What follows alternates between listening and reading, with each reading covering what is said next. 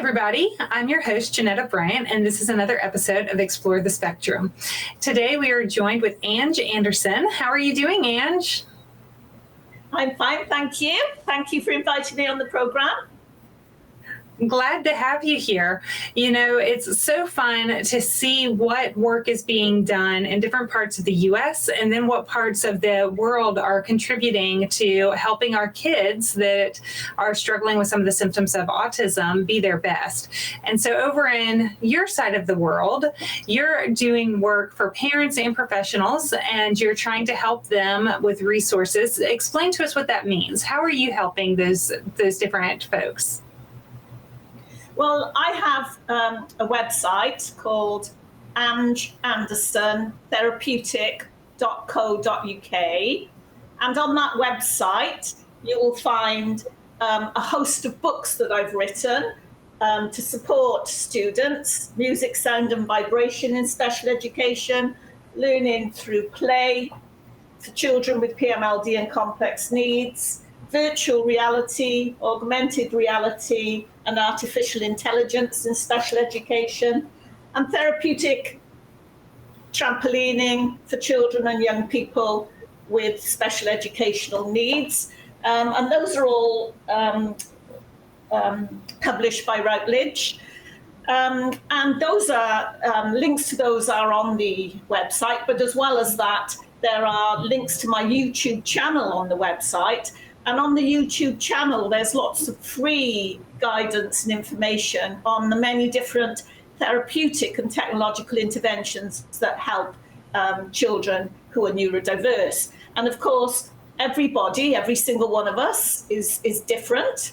None of us are the same. And so no therapy is going to work for every single child in the same way. For some children, they may need a technology as well as a therapy, or instead of a therapy. And so, for instance, something like eye gaze would be very beneficial for somebody who's got no communication whatsoever and can't move their hands. And so they would use their eyes to point with and to talk using their eyes. That's been extremely successful with lots of students that I've worked with in the past. And I would still advise it for those people who've got severe communication issues. But there are many, many different therapies that help students who are neurodiverse. So for instance, for somebody who's got ADHD, neurofeedback has been particularly beneficial in my experience.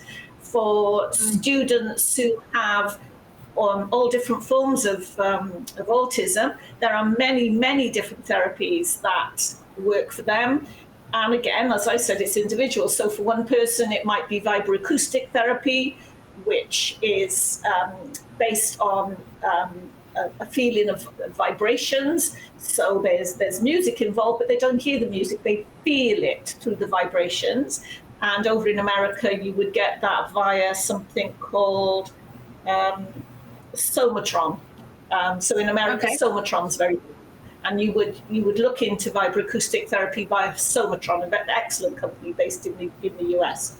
So there are, I've introduced, must be about 26, 27 different therapeutic and technological interventions in the last school I was head of. And I advise in schools now and for parents and so on ones that might help their child, depending on their specific needs and depending on their sensory needs is a very big aspect of that as well. Because we all know that those who have difficulty with their hearing senses, ear defenders is a common thing nowadays, whereas certainly, say, 10 years ago, it wasn't common.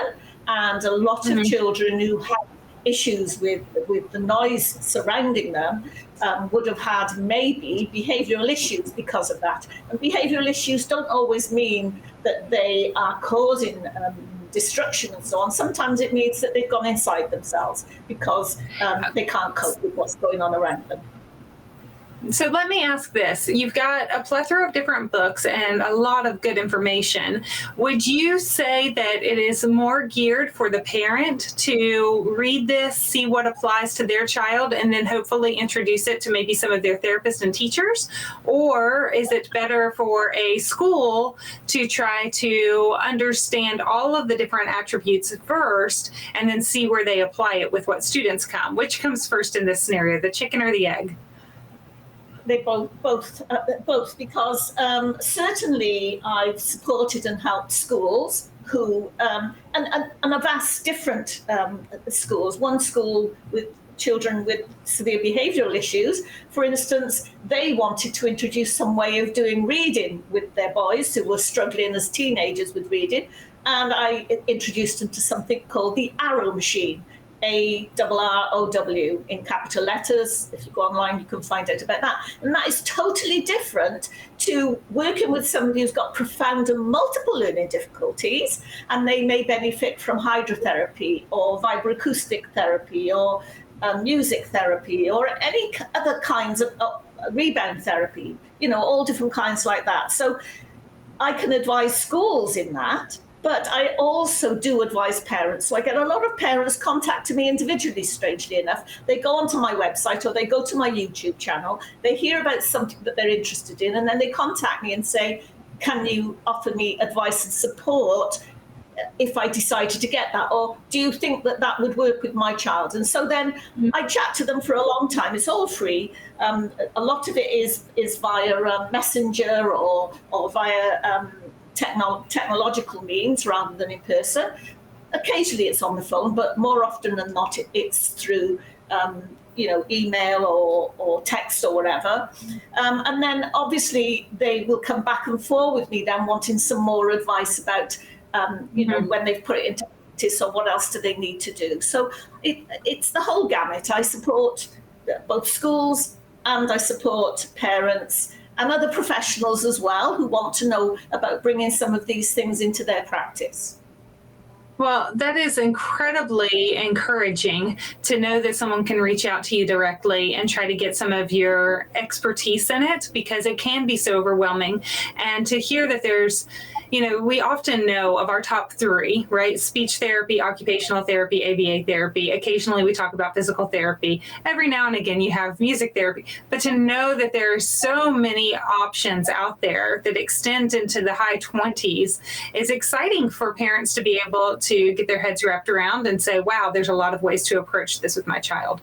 Thank you so much for spending some time with us today and giving us a brief overview.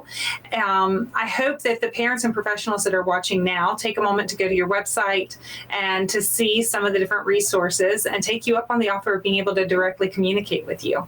Thank you so much for joining us. Thank you, Jeanette. And to all of our viewers, thank you as we continue to explore the possibilities.